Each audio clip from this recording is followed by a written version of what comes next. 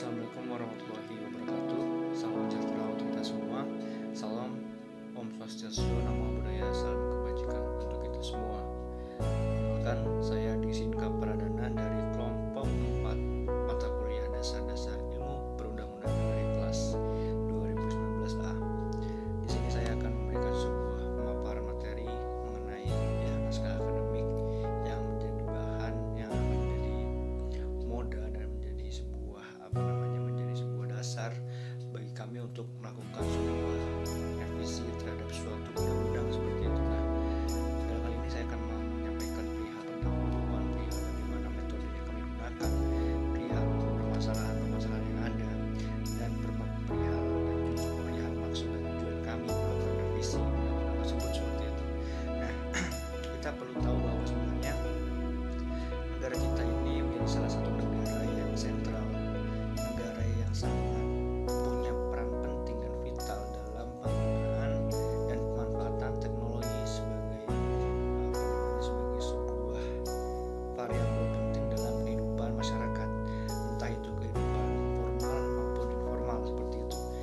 Hal ini dibuktikan dengan meningkatnya secara sistematis dan drastis perihal pengguna internet dan perihal orang yang menggunakan akses dari internet tersebut seperti itu. Namun kita tahu bahwa realitas yang terjadi di Indonesia justru menimbulkan bahwa memang pengguna internet ini bertambah lebih banyak.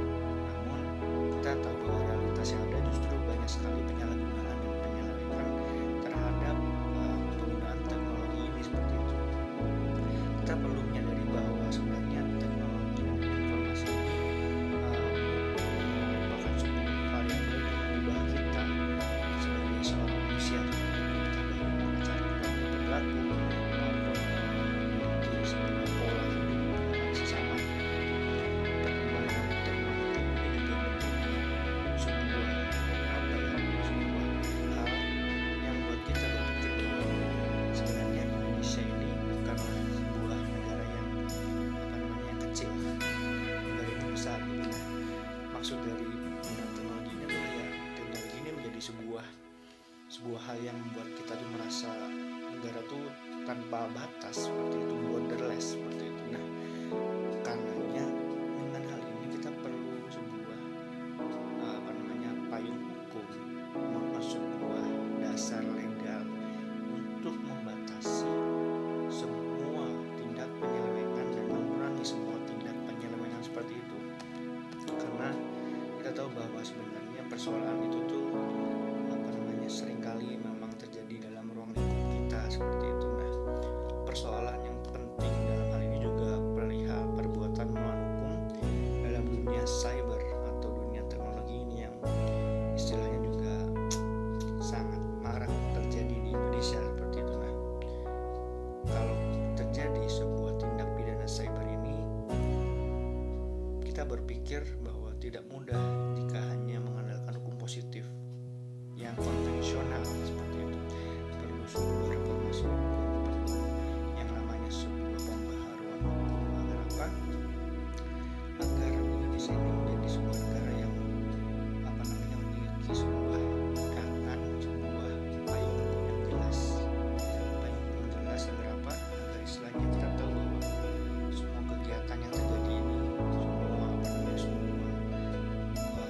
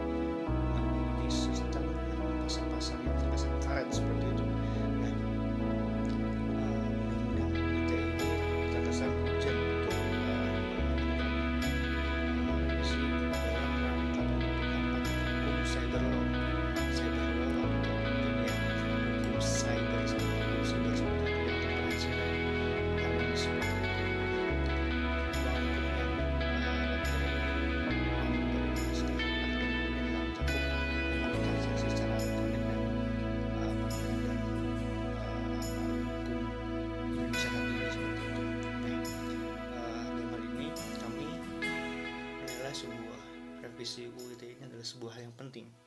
Karena apa? Karena ini menjadi sebuah payung hukum bagi kita dalam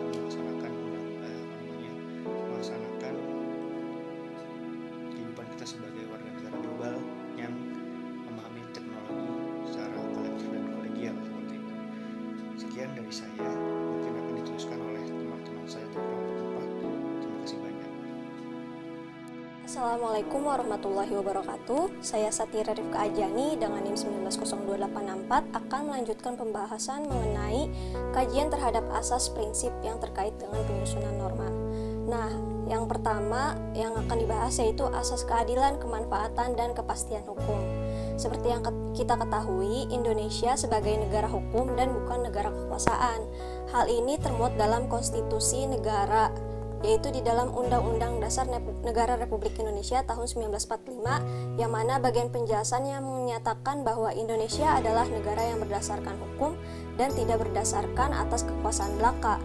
Berdasarkan konsepsi tersebut, maka segala sendi kehidupan negara kita ini harus didasarkan pada hukum. Lalu, menurut teori etis, hukum hanya semata-mata bertujuan mewujudkan keadilan. Teori ini pertama kali dikemukakan oleh filsuf Yunani, yaitu Aristoteles, dalam karyanya yang berjudul Etika Nikomakea dan Retorika, yang menyatakan bahwa hukum mempunyai tugas yang suci, yaitu memberi kepada setiap orang yang ia berhak menerimanya. Nah, teori ini diajarkan oleh Jeremy Bentham pada tahun 1748 sampai 1832, yang seorang ahli hukum dari Prancis, yang dalam judulnya Introduction to Moral and Legislation. Teori yang merupakan campuran dari kedua teori sebelumnya dikemukakan oleh para sarjana, yaitu seperti Bell Freud dalam bukunya yang menyatakan bahwa isi hukum harus ditentukan oleh dua asas, yaitu keadilan dan faedah, sehingga hukum bertugas menjamin adanya kepastian hukum dalam pergaulan manusia. Dalam tugas itu tersimpul dua tugas lain, yaitu harus menjamin keadilan serta hukum tetap berguna. Dalam kedua tugas tersebut tersimpul pula tugas ketiga, yaitu hukum menjaga agar masyarakat tidak terjadi main hakim sendiri. Yang kedua yaitu asas nasionalitas aktif dan nasionalitas pasif. Asas nasionalitas aktif ini disebut juga sebagai personalitas yang bertumpu pada kewarganegaraan pembuat delik. Hukum pidana Indonesia mengikuti warga negaranya kemanapun ia berada. Dalam hal penegakan hukum mengenai pencemaran nama baik dengan menggunakan media elektronik akan berlaku bagi warga negara Indonesia yang berada di luar negeri juga. Sehingga WNI atau warga negara Indonesia ini harus tunduk pada UU tentang ITE. Asas nasional pasif atau asas perlindungan ialah suatu asas yang memberlakukan suatu peraturan terhadap siapapun, juga baik warga negara Indonesia maupun warga negara asing yang melakukan perbuatan pidana di luar wilayah Indonesia. Nah, berdasarkan asas ini, yang dilindungi itu bukanlah kepentingan individual, tetapi kepentingan nasional atau kepentingan umum yang lebih luas. Demikian hendaknya ketika konsepsi pencemaran nama baik Undang-Undang tentang ITE diberlakukan. Apabila terdapat orang asing yang melakukan pencemaran nama baik terhadap orang Indonesia yang mana tindakan tersebut dilakukan di wilayah Indonesia, maka harus tunduk pada ketentuan mengenai pencemaran nama baik yang melanggar UU ITE di Indonesia dengan tetap berdasarkan pada prinsip keadilan dan kepastian hukum. Nah, teman-teman, selanjutnya yaitu prinsip efektivitas atau efektivitas hukum, yang dimana situasi hukum yang berlaku dapat dilaksanakan, ditaati, dan berdaya guna sebagai alat kontrol sosial atau sesuai tujuan dibuatnya hukum tersebut. Kemajuan di bidang informasi dan transaksi elektronik telah menempatkan manusia dalam posisi yang makin paripurna dalam mengembangkan misi kekhalifahan di muka bumi, tetapi juga dapat berpotensi menggelincirkan posisi kemanusiaan pada titik terendah ketika penggunaan informasi dan transaksi elektronik dimanfaatkan secara tidak bertanggung jawab. Nah, teman-teman, pembahasan selanjutnya yaitu mengenai kajian terhadap kasus pencemaran nama baik dan penyebaran informasi di media massa. Teman-teman, kasus pencemaran nama baik di Indonesia sendiri masih cenderung tinggi ya. Bahkan dikutip dari portal berita cnnindonesia.com, Direktorat Tindak Pidana Cyber atau Ditipid Cyber Bareskrim Polri menangani 4.656 kasus tindak pidana cyber sepanjang periode Januari hingga November 2020. Berdasarkan data tersebut, lebih dari 4.000-an kasus itu terbagi dalam 15 jenis kejahatan. Kejahatan yang paling banyak ditangani polisi adalah perkara pencemaran nama baik, yaitu sebanyak 1.743 kasus. Nah, ada nih kasus yang lumayan booming mengenai kasus yang berkaitan dengan UU ITE, salah satunya yaitu kasus Dandi Laksono. Kronologinya kurang lebih seperti ini. Dandi ditangkap di rumahnya setelah mengunggah 2 foto dan beberapa artikel berita daring. Dandi dijerat pasal 28 ayat 2 Jo, pasal 45A ayat 2 UU ITE tentang pasal kebencian. Namun sebelum ditangkap, informasi Dandi itu dihujani banyak komentar dan melabelinya sebagai hoax. Meski informasi yang diunggahnya itu berdasarkan pemberitaan sejumlah media kredibel. Lalu apa sih dampak dari adanya kasus pencemaran nama baik dan penyebaran informasi ini? Teman-teman, seperti yang kita ketahui bahwa UU ITE ini merupakan payung hukum yang melingkupi kegiatan transaksi atau perdagangan elektronik di dunia maya atau cyberspace tersebut. Namun sejak kelahiran Undang-Undang Nomor 11 Tahun 2008 tentang Informasi dan Transaksi Elektronik yang kemudian dilakukan perubahan menjadi Undang-Undang Nomor 19 Tahun 2016, permasalahan dalam undang-undang tersebut dan pasal-pasal pencemaran nama baik atau delik reputasi pada undang-undang tersebut memiliki banyak cacat bawaan, kesimpang siuran, rumusan dan inkonsistensi hukum pidana. Sebenarnya undang-undang tersebut di atas khusus diperuntukkan mengatur perdagangan elektronik di internet, akan tetapi ternyata undang-undang ini ikut mengatur hal-hal yang sebenarnya telah diatur dalam Kitab Undang-Undang Hukum Pidana atau KUHP, khususnya tentang penghinaan dan pencemaran nama baik. Hal ini mengindikasikan adanya penduplikasian tindak pidana yang justru rentan terhadap terjadinya ketidakpastian hukum, sehingga menimbulkan gejolak dalam masyarakat. Duplikasi ini akhirnya dapat merugikan masyarakat sendiri karena tidak tahu perbuatan mana yang diperbolehkan dan yang tidak diperbolehkan yang dilakukan menurut hukum. Halo teman-teman, perkenalkan saya Rutu Asri yang akan memaparkan tentang kajian teoritis dari hasil analisis dan evaluasi Undang-Undang Nomor 19 Tahun 2016 tentang Informasi dan Transaksi Elektronik atau yang kita kenal dengan UU ITE. Baik, yang pertama adalah teori negara hukum. Istilah Rektat atau negara hukum ternyata telah populer sejak abad ke-19. Tercetusnya negara hukum pertama kali dikemukakan oleh Plato dan kembali dipertegas oleh Aristoteles. Terdapat beberapa ciri dari Rektat, diantaranya adanya undang-undang atau konstitusi yang memuat ketentuan tertulis tentang hubungan antara penguasa dan rakyatnya, adanya pembatasan kekuasaan, dan diakuinya serta dilindunginya hak kebebasan rakyat. Nah, dari ciri-ciri tersebut menunjukkan bahwa ide sentral dari negara hukum adalah pengakuan dan perlindungan HAM yang tertumpu pada prinsip kebebasan dan persamaan. Selanjutnya ada teori hak alami. Teori ini ternyata menjadi asal-usul gagasan mengenai hak asasi manusia dan bermula dari teori hukum kodrati. HAM merupakan suatu unsur dari konsep negara hukum yang pada dasarnya merupakan suatu yang dimiliki sejak lahir atau hak dasar yang dimiliki oleh seluruh manusia sebagai seorang individu. Hak asasi manusia telah disahkan oleh seluruh dunia yang menjadikan hak tersebut harus dihormati dan dijunjung tinggi, sehingga dikeluarkan peraturan perundang-undangan khusus untuk mengaturnya. Selanjutnya terdapat konsep mengumumkan pendapat di muka umum dan hoaks. Prinsip dalam menggunakan hak kebebasan berpendapat dan adalah bebas dan bertanggung jawab.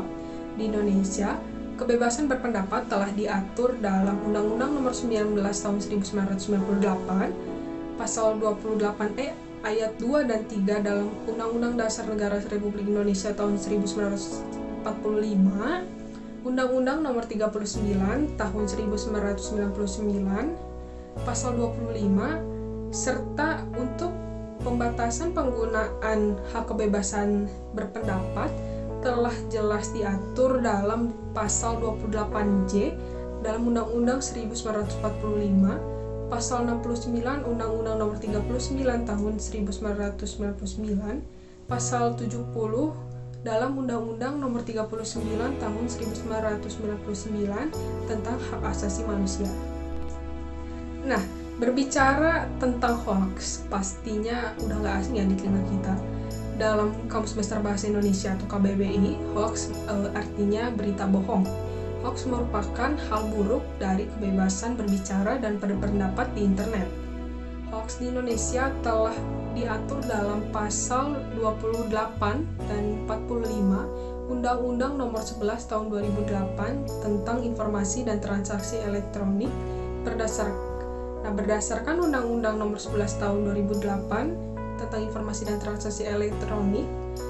Menyebarkan berita hoaks merupakan suatu kejahatan dan dapat diancam pidana paling lama 6 bulan penjara atau denda paling banyak 1 miliar rupiah. Selanjutnya, konsep pencemaran nama baik. Pencemaran nama baik adalah menyerang kehormatan atau nama baik seseorang. Terdapat beberapa jenis pencemaran nama baik. Di antaranya ada pencemaran atau penistaan, fitnah, dan penghinaan ringan. Sekian dari saya, akan dilanjutkan oleh rekan kelompok saya. Terima kasih.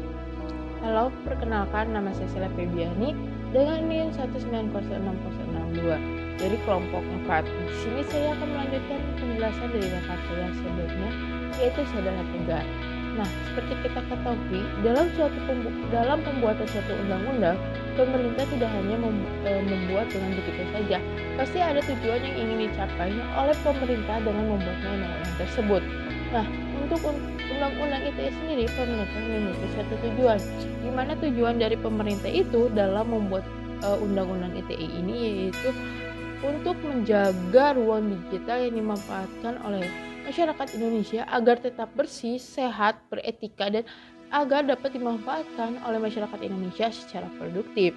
Namun, hanya saja dalam pengimplementasian dari Undang-Undang ITE sendiri, banyak sekali miskomunikasi atau salah penafsiran dari berbagai pihak, di mana biasanya penafsiran ini itu dapat merugikan salah satu pihak, di mana biasanya itu pihak yang merasa dirugikan adalah pihak-pihak yang terlapor. Nah, ada 9 pasal yang menurut masyarakat bermasalah dalam Undang-Undang ITE sendiri, di mana 9 pasal ini sering terjadi salah penafsiran dari masyarakat, di mana pasal-pasal tersebut ada pasal 26 ayat 3, di mana dalam pasal ini dijelaskan bahwa setiap penyelenggara sistem elektronik wajib menghapus informasi elektronik dan atau dokumen elektronik yang tidak relevan yang berada di bawah kendali atas permintaan orang yang bersangkutan berdasarkan penetapan pengadilan, di mana menurut masyarakat pasal ini bermasalah dalam segi sensor dari informasi. Jadi sensor dari informasinya itu masih sering terjadi salah penafsiran oleh berbagai pihak. Lalu ada pasal 27 ayat 1, di mana dalam pasal ini menjelaskan mengenai tentang asusila melalui internet. Nah, di mana isi dari pasal tersebut adalah setiap orang yang sengaja orang yang sengaja menyebarkan suatu informasi elektronik atau dokumen elektronik yang intinya itu ke internet yang dapat diakses oleh seseorang, di mana informasi yang diperoleh itu mengenai suatu hal yang bersangkutan dengan asusila. Nah, yang menjadi masalah dalam pasal ini yaitu di mana pasal ini sering digunakan oleh pihak untuk menuntut bukan pelaku melainkan korban dari kekerasan seksual. Lalu yang paling sering terjadi salah penafsiran di lingkungan masyarakat yaitu ada pada pasal 27 ayat 3, di mana pasal ini biasanya digunakan oleh masyarakat dalam kasus pencemaran nama baik, di mana dalam kasus UU ITE sendiri pencemaran nama baik itu misalnya itu bukan mengkritik, seperti seseorang tuh bercerita bahwa si A ini memiliki utang kepada si B. Nah, si B ini melaporkan si A dengan merasa namanya itu telah dicemarkan oleh si A. Padahal yang dilakukan oleh si A ini adalah memberikan suatu informasi di mana informasi tersebut merupakan informasi kebenaran dan bukan informasi hoak. Namun karena pasal ini si B dapat menuntut si A atas pencemaran nama baik. Nah, dengan hal itu banyak masyarakat yang dirugikan oleh pasal tersebut.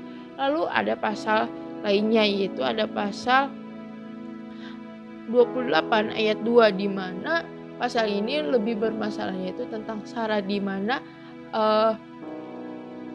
pasal ini rentang menjadi alat untuk minoritas agama dan serta ketika masyarakat yang mengkritik pemerintah, presiden atau wakil presiden, pasal ini bisa menjadikan alat untuk mempidanakan mereka. Lalu ada pasal 29 di mana dalam pasal ini lebih ke rentan dipakai untuk pemindanaan yang orang yang akan mau melapor polisi. Lalu ada pasal 36 di mana di pasal ini dia itu menjelaskan mengenai saksi yang diberikan untuk pelaku dalam pasal 27 ayat 23. Lalu ada pasal 40 ayat 2 di mana rentan yang dijadikan alasan untuk mematikan jaringan atau menjadi dasar internet shutdown dengan dalih memutuskan informasi hoaks. Lalu ada pasal 40 ayat 2B yang tadi sebelumnya adalah pasal 40 ayat 2A. Nah, di 2B ini yang jadi permasalahannya itu adalah penegasan peran pemerintah ini lebih diutamakan daripada keputusan pengadilan. Jadi dalam pasal 40 ayat 2B ini yang lebih berperan itu adalah keputusan pemerintah, bukan keputusan pengadilan, sehingga masyarakat beranggapan pasal ini bermasalah. Lalu ada pasal 45 ayat 3 di mana pasal ini masih berkaitan dengan pasal 27 ayat 3 dan pasal 36, di mana pasal 45 ayat 3 ini lebih memberatkan sanksi untuk pelaku dari pasal 27 ayat 23 ini dibandingkan pasal 36, di mana pasal bisa dibilang pasal 45 ayat 3 ini adalah pasal pemberat dari pasal 36 dan pasal 27 ayat 3. Lalu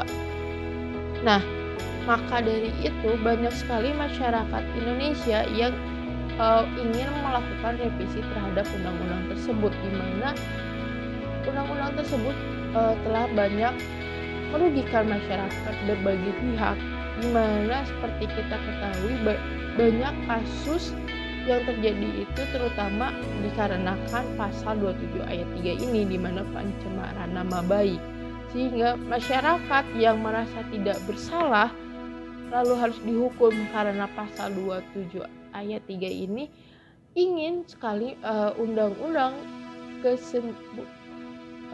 pasal yang ada di Undang-Undang ITE ini, di mana ke-9 pasal itu diubah bahkan dihapuskan. Maka dari itu hal ini bisa terjadi karena seperti yang telah dijelaskan oleh rekan saya sebelumnya, karena ke-9 pasal ini dijelaskan juga di undang-undang lainnya seperti pada KUHP, di mana dalam KUHP sendiri atau Kitab Undang-Undang Hukum Pidana mengenai penghinaan atau pencemaran nama baik telah diatur, sehingga dalam penafsirannya banyak masyarakat yang merujuk kepada hukum pidana. Sekian dari saya, selanjutnya akan dijelaskan oleh rekan saya. Terima kasih. Bismillahirrahmanirrahim. Assalamualaikum warahmatullahi wabarakatuh. Saya Tubagus Tigarelmanda dengan NIM 1909080. Pada kesempatan kali ini saya akan menjelaskan tentang analisis dan evaluasi hukum terhadap pencemaran nama baik dalam UU ITE.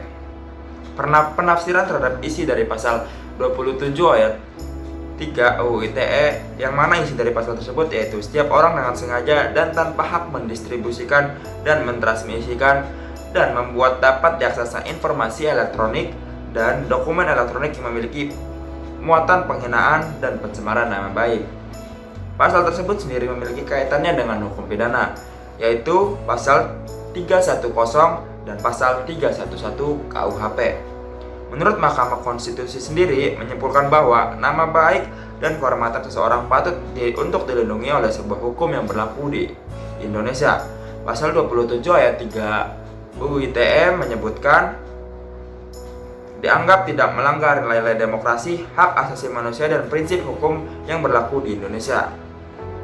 Pada pasal 27 ayat 3 UU ITE ini merupakan pasal yang sangat sederhana, sehingga dalam penafsirannya pasal ini juga merujuk kepada pasal-pasal yang ada di dalam KUHP, yaitu pasal-pasal mengenai penghinaan.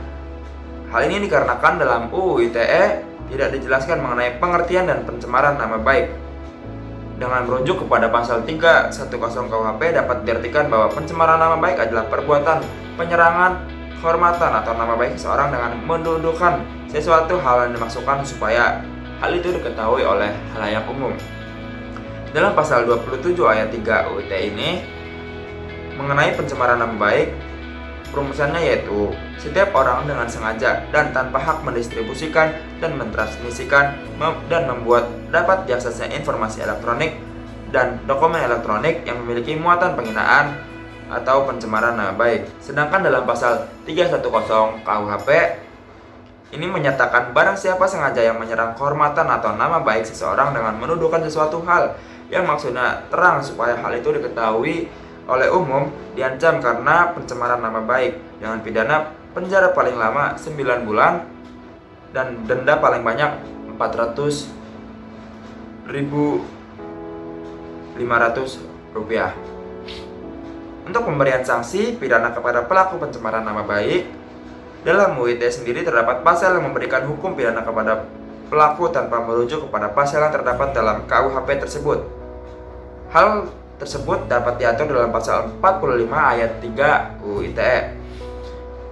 Setiap orang dengan sengaja dan tanpa hak mendistribusikan atau mentransmisikan atau membuat dapat diaksesnya informasi elektronik dan dokumen elektronik yang memiliki muatan penghinaan atau pencemaran nama baik sebagaimana dimaksud dalam pasal 27 ayat 3 dipidana dengan pidana paling lama penjara 4 tahun dan denda paling banyak 750 juta rupiah.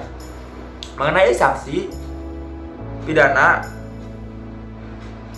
untuk pelaku pencemaran nama baik dalam UU ITE tidak hanya dibahas dalam pasal 45 ayat 3 saja, melainkan terdapat dalam pasal 36 UU ITE mengatur bahwa setiap orang dengan sengaja dan tanpa hak atau melawan hukum melakukan perbuatan sebagaimana yang dimaksud dalam pasal 27 sampai pasal 34 yang mengakibatkan kerugian bagi orang lain. Selain pasal 45 ayat 3 dan pasal 36 mengenai pemidanaan untuk pelaku pencemaran nama baik, dalam UU ITE juga diatur dalam pasal 51 ayat 2, yaitu setiap orang memenuhi unsur sebagaimana yang dimaksud dalam pasal 36 dipidana dengan dipidana penjara paling lama 12 tahun dan atau denda paling banyak yaitu 12 miliar rupiah. Dalam prosesnya, pencemaran nama baik ini memiliki kaitannya dengan penghinaan. Mengenai penghinaan ini terdapat di berbagai peraturan perundang-undangan yang berlaku di Indonesia. Selain UU ITE sebagai berikut: Kitab Undang-Undang Hukum Pidana yaitu atau biasa kita sebut KUHP. Dalam Kitab Undang-Undang Hukum Pidana, KUHP juga mengatur mengenai penghinaan yaitu sebagai berikut. Ada di pasal 134, pasal 136 bis, pasal 137. Peraturan ancaman sanksi pidana penghinaan dan pencemaran nama baik pada KUHP diatur dalam pasal 3110 dan 311 KUHP. Menurut pasal 310 ayat 1 KUHP ini menyatakan barang siapa yang sengaja menyerang kehormatan atau nama baik seseorang dengan menuduhkan sesuatu hal yang maksudnya terang supaya hal tersebut diketahui oleh umum diancam karena pencemaran dengan pidana penjara paling lama 9 bulan dan pidana denda paling banyak 4.500 rupiah. Sedangkan pada pasal 311 KUHP mengatur mengenai fitnah, yang mana dalam fitnah tersebut terkandung unsur pencemaran nama baik. Pasal yang mengatur mengenai pencemaran nama baik dan penghinaan dalam UU ITE ini juga diatur dalam Kitab Undang-Undang Hukum Pidana atau kita sebut KUHP. Hal ini menyebabkan terjadinya salahnya penafsiran mengenai isi pasal tentang pencemaran nama baik atau penghinaan dalam UU ITE ini. Lebih merujuk kepada hukum pidana. Dalam implementasinya, dalam kehidupan masyarakat Indonesia ketika berada di dunia maya, banyak yang salah menafsirkan pasal tersebut mengenai pencemaran nama baik. Terutama dalam proses tindak pidana, banyak pihak yang mengatur merasa undang-undang UU ITE ini merugikan. Mungkin cukup sekian yang bisa saya sampaikan, kurang lebihnya mohon maaf. Jika ada kesalahan itu dari saya sendiri. Wabillahi taufiq wal hidayah. Wassalamualaikum warahmatullahi wabarakatuh. Terima kasih.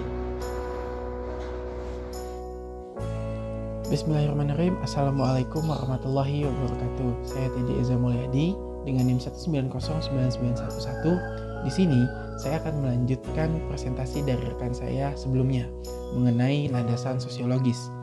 Selanjutnya, dalam tataran sosiologis, kondisi sekarang ini menjadi titik perhatian, yaitu adanya hoax. Hoax merupakan kabar, informasi, berita palsu atau bohong, atau secara jelas menurut KBBI, hoax adalah ekses negatif berbicara dan berpendapat di internet, khususnya media sosial dan blog. Di Indonesia sendiri, hoax terjadi sejak pemilihan presiden 2014. Sebagai dampak gencarnya kampanye di media sosial. Dengan adanya Undang-Undang Perubahan atas UU ITE nomor 11 tahun 2008 yang sebelumnya telah direvisi menjadi Undang-Undang nomor 19 tahun 2016, perlu adanya revisi atau pembaharuan ulang. Dengan demikian, begitu pentingnya adanya perumusan pengaturan tentang konsep hoax, pencemaran nama baik, dan pasal-pasal yang dirasa perlu untuk dirubah. Selanjutnya, begitupun menurut Herlambang mengenai perubahan ancaman dalam perbuatan pencemaran nama baik yang perlu dihapus dengan alasan-alasan kasus pencemaran nama baik lebih banyak dilatar belakangi motif balas dendam. Aturan tentang pencemaran nama baik digunakan membungkam kritik pentingnya melindungi kebebasan negara hukum dan demokrasi. Banyak negara sudah pidana pencemaran nama baik. Dan terakhir, Badan Pembinaan Hukum Nasional atau BPNH telah merekomendasikan penghapusan pidana pencemaran nama baik. Dengan demikian, seharusnya keberadaan hukum termasuk Undang-Undang ITE ini seharusnya menjadi instrumen untuk melindungi hak-hak warga negara, bukan malah mempersulit warga negara. Selanjutnya, di sini saya akan menjelaskan mengenai landasan yuridis. Landasan yuridis merupakan pertimbangan atau alasan yang menggambarkan bahwa peraturan yang dibentuk untuk mengatasi permasalahan hukum atau mengisi kekosongan hukum dengan mempertimbangkan aturan yang telah ada, yang akan diubah, atau yang akan dicabut guna menjamin kepastian hukum dan rasa keadilan masyarakat. Landasan yuridis menyangkut persoalan hukum yang berkaitan dengan substansi atau materi yang diatur sehingga dibentuk peraturan perundang-undangan yang baru. Beberapa persoalan hukum itu antara lain peraturan yang sudah ketinggalan, peraturan yang tidak harmonis atau tumpang tindih, jenis peraturan yang lebih rendah dari undang-undang sehingga daya berlakunya lemah, peraturannya sudah ada tetapi tidak memadai, atau peraturannya memang sama sekali belum ada. Secara yuridis, perkembangan teknologi lah yang mendasari lahirnya Undang-Undang Nomor 11 Tahun 2008 tentang Informasi dan Transaksi Elektronik yang selanjutnya disebut dengan UU tentang ITE yang diundangkan pada tanggal 21 April 2008. Akan tetapi, dalam kenyataannya, perjalanan implementasi dari UU tentang ITE mengalami persoalan-persoalan. Seperti contohnya, Pasal 31 Ayat 4 Undang-Undang Nomor 11 Tahun 2008 tentang Informasi dan Transaksi Elektronik bertentangan dengan Undang-Undang Dasar Negara Republik Indonesia tahun 1945 sehingga tidak mempunyai kekuatan hukum mengikat. Isi pasal 31 ayat 4 adalah ketentuan lebih lanjut mengenai tata cara intersepsi sebagaimana dimaksud pada ayat 3 diatur dengan peraturan pemerintah. Menurut MK, pengaturan mengenai intersepsi harusnya diatur dengan undang-undang. Peristiwa pembatalan pengaturan intersepsi dengan peraturan pemerintah. Lalu selanjutnya, permasalahan yang timbul selanjutnya adalah ketentuan ITE pasal 43 ayat 3 dan 6 menimbulkan permasalahan bagi penyidik dikarenakan tindak pidana di bidang teknologi informasi dan transaksi elektronik begitu cepat dan pelaku dapat dengan mudah untuk mengaburkan perbuatan atau alat bukti kejahatan. Dari beberapa permasalahan tersebutlah, maka Undang-Undang ITE ini dianggap perlu untuk dilakukan perubahan, agar harapan dan pencapaian dari tujuan dibuatnya UU tentang ITE itu dapat mendorong pencapaian keadilan, kepastian, dan kemanfaatan hukum. Mungkin cukup sekian presentasi dari saya. Materi selanjutnya akan dijelaskan oleh rekan saya. Terima kasih. Wassalamualaikum warahmatullahi wabarakatuh. Baik teman-teman, saya Suci Mulyati dengan NIM 1902056 dari kelompok 4 Dasar-Dasar Ilmu Perundang-undangan.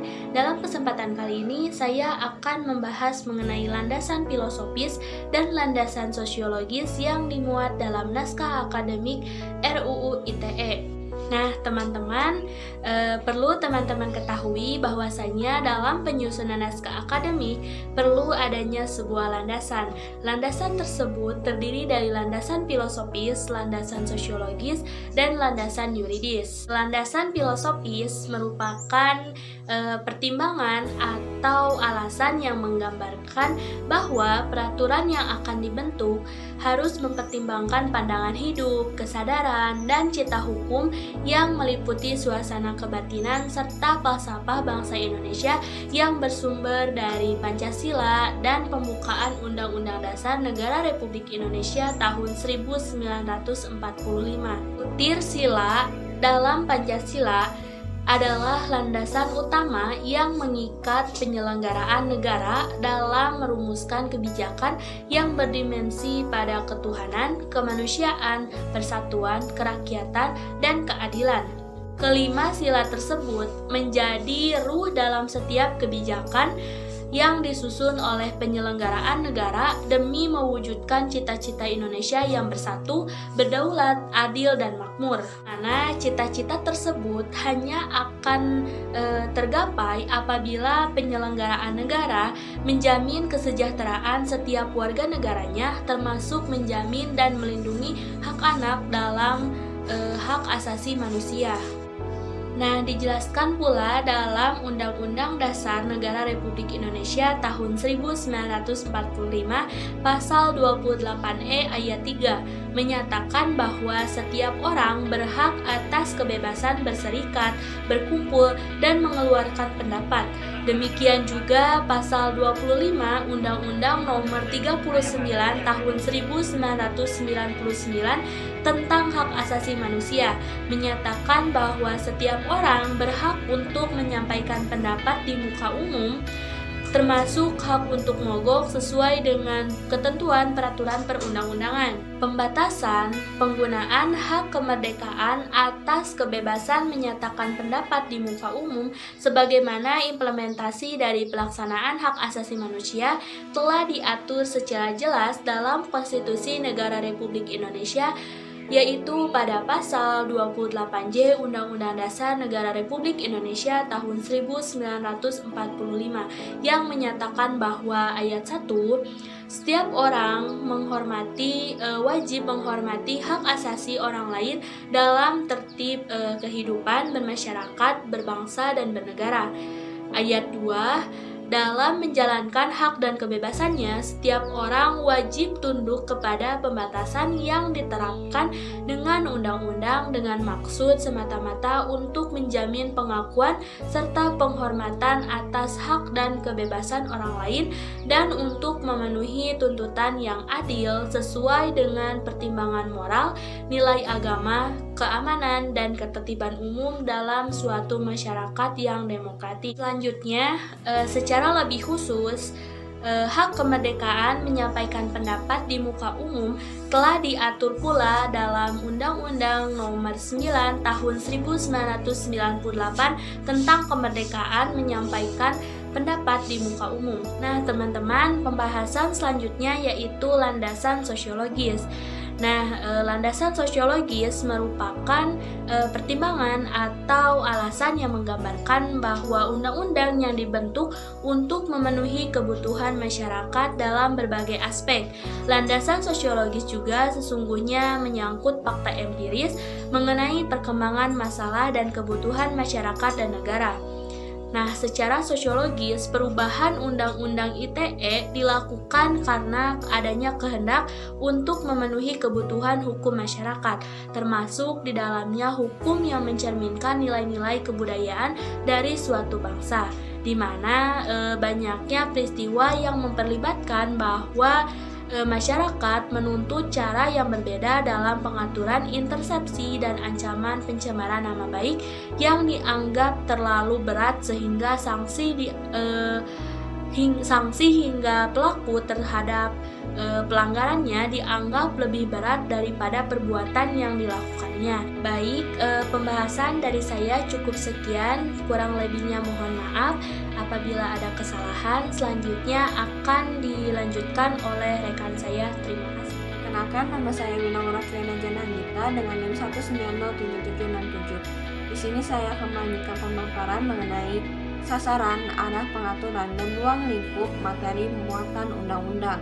Nah, terdapat beberapa pasal yang harus direvisi dalam Undang-Undang ITE, yaitu seperti pasal 27 ayat 1, ayat 3, pasal 28 ayat 2, pasal 29, pasal 26 ayat 3, pasal 36, pasal 40 ayat 1 dan ayat 2, serta pasal 45 ayat 3.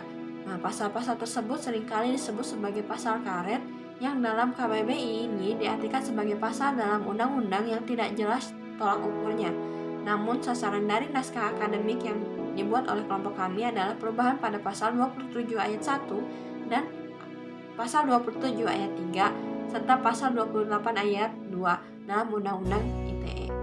Nah, dari pasal tersebut dijelaskan bahwa setiap orang dengan sengaja dan tanpa hak mendistribusikan dan atau mentransmisikan dan atau membuat dapat diaksesnya informasi elektronik dan atau dokumen elektronik yang memiliki muatan yang melanggar kesusilaan, penghinaan, dan atau pencemaran nama baik, serta menyebarkan informasi yang ditujukan untuk menimbulkan rasa kebencian atau permusuhan individu dan atau kelompok masyarakat tertentu berdasarkan sara. Dari beberapa pasal tersebut sangat rawan untuk disalahgunakan.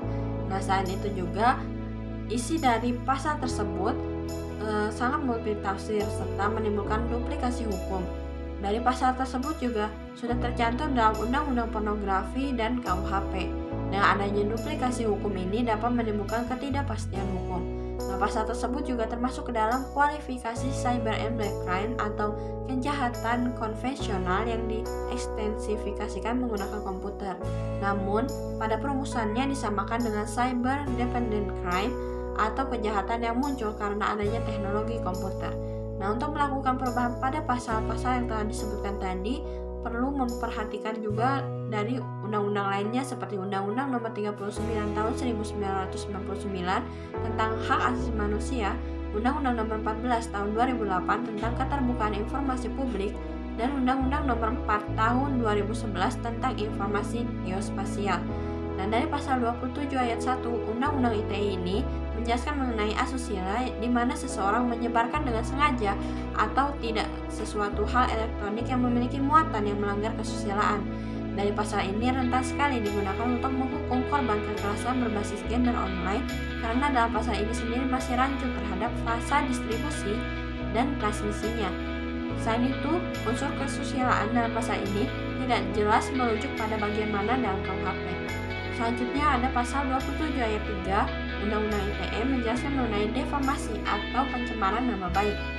Dalam pasal ini seringkali disalahgunakan oleh berbagai pihak dan rentan digunakan untuk pengekangan ekspresi secara legal bagi warga, aktivis, jurnalis atau media, dan pengekangan bagi warga yang mengkritik pemerintah. Nah, terakhir adalah pasal 28 ayat 2 yang menjelaskan mengenai ujaran kebencian. Dan pasal ini serupa pada pasal 207 KUHP tentang penghinaan terhadap penguasa, dan pasal ini juga rentan menjadi alat pengekangan minoritas agama serta warga yang mengkritik presiden, polisi, dan juga pemerintah. Nah, oleh karena itu, pada pasal 27 ayat 1 dan ayat 3 serta pasal 28 ayat 2 Undang-Undang ITE mendesak untuk direvisi karena memberikan peluang bagi beberapa pihak untuk menyalahgunakan peraturan Undang-Undang ITE ini ini, serta dalam pasal ini juga perlu dijelaskan lebih rinci dan diubah beberapa frasa sehingga tidak ada kerancuan dan multitafsir. Selanjutnya arah pengaturan dari revisi Undang-Undang ITE ini adalah perlu diperhatikan dalam beberapa pasal yang telah disebutkan tadi, yaitu pada pasal 27 ayat 1 yang mengenai kesusilaan seringkali menyerang atau menjerat korban dari kesusilaan itu sendiri.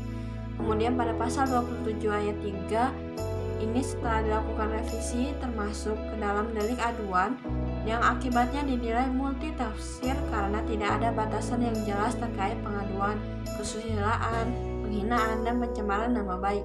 Selanjutnya pada pasal 28 ayat 2 yang menjelaskan mengenai SARA, namun tidak menyebutkan ketentuan SARA tersebut termasuk delik aduan ataukah delik biasa.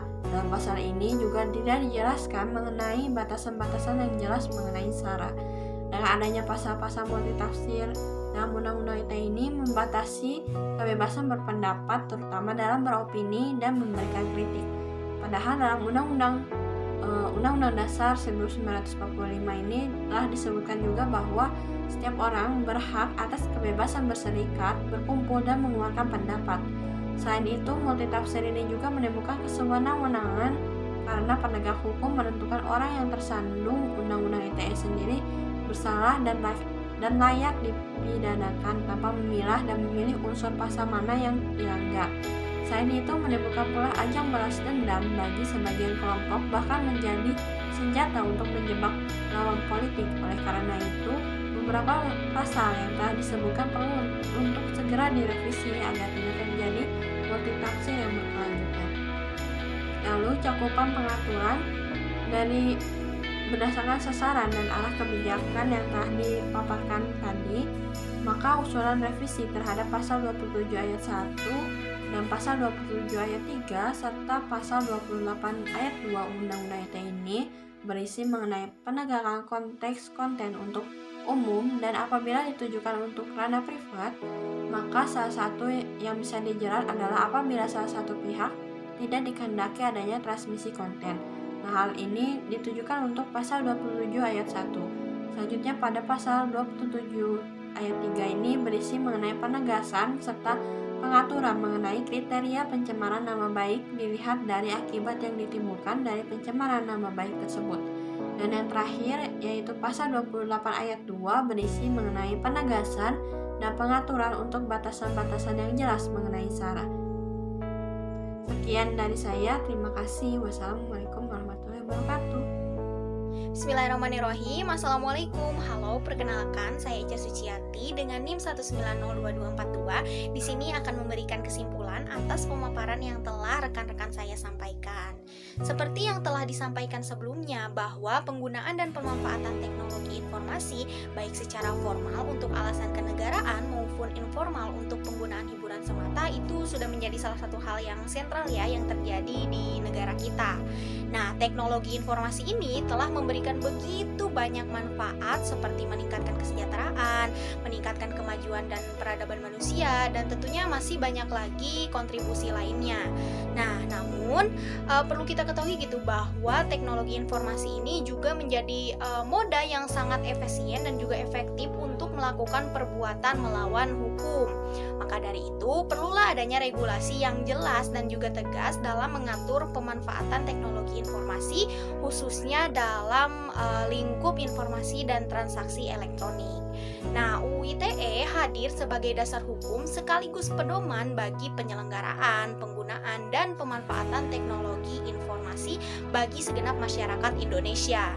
Nah, meskipun telah mengalami satu kali perubahan nih, nyatanya UU ITE beberapa kali pernah diajukan judicial review gitu di Mahkamah Konstitusi, dan hal ini tentunya menimbulkan pertanyaan yang besar gitu akan relevansi serta efektivitas dari UU ITE itu sendiri.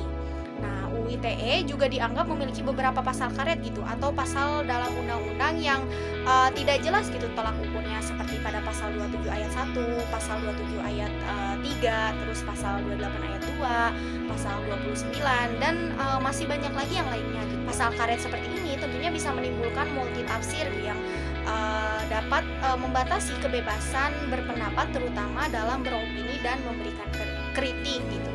Selain itu, multitafsir dalam UU ITE juga menimbulkan kesewenang-wenangan karena penegak hukum itu menentukan orang bersalah dan layak dipidana tanpa memilah atau memilih unsur pasal mana yang dilanggar. Dan juga multitafsir ini dapat menimbulkan ajang balas dendam bagi sebagian kelompok ya. Bahkan gitu bisa menjadi senjata untuk menjebak lawan politik. Oleh karena itu, beberapa pasal dalam UU ITE perlu untuk segera direvisi agar tidak terjadi multitafsir yang berkelanjutan. Nah, mungkin itu saja kesimpulan yang dapat saya sampaikan, yang sekaligus menjadi penutup dari video kelompok kami. Terima kasih kepada teman-teman yang telah menonton dari awal sampai akhir. Saya Ica, wakili kelompok, memohon maaf apabila ada kesalahan dalam video ini dan juga berharap semoga dalam video ini ada manfaat yang bisa diambil oleh teman-teman semua.